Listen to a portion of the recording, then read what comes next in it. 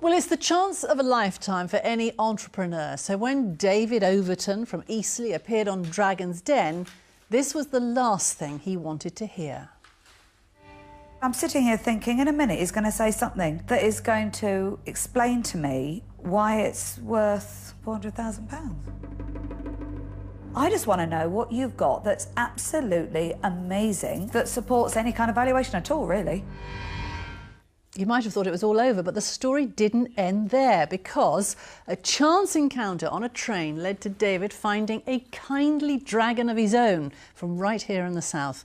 Our business correspondent Alastair Fee picks up the story. Looking for a £60,000 investment in return for a 15% share in his Hampshire business. My name's David Overton, and I'm MD of the award-winning fabric map business SplashMaps. His idea, waterproof maps for outdoor enthusiasts, has been a success. The company has turned over £35,000 in the last year. We are unique in that we provide these maps that are printed onto weatherproof fabric.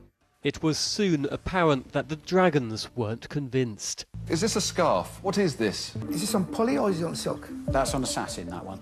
It's nothing the Ordnance Survey couldn't do for themselves. And so, one by one... I'm out. I'm afraid I'm out. I won't be investing, I'm sorry. I'm going to say that I'm out. I can't invest and I'm out.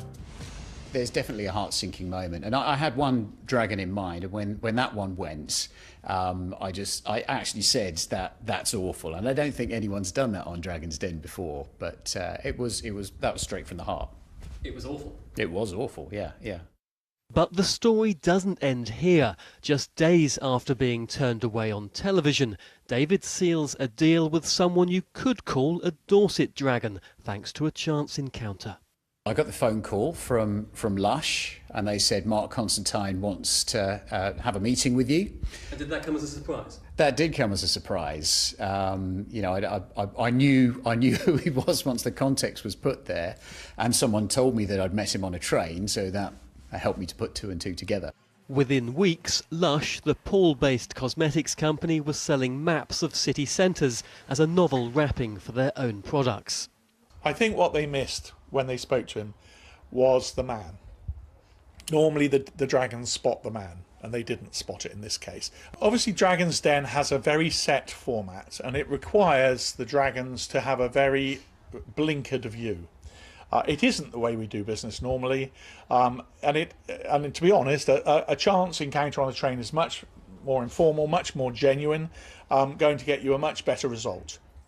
It actually means a heap more than the dragons in actual fact, because here's a guy that's buying your product because he believes in it, he knows he can put it alongside his own products, in which he's invested a hell of a lot of heart and heartache, etc. And he knows that he can make a good profit to the benefit of all of us and help us to become an ethical business like his own business as well.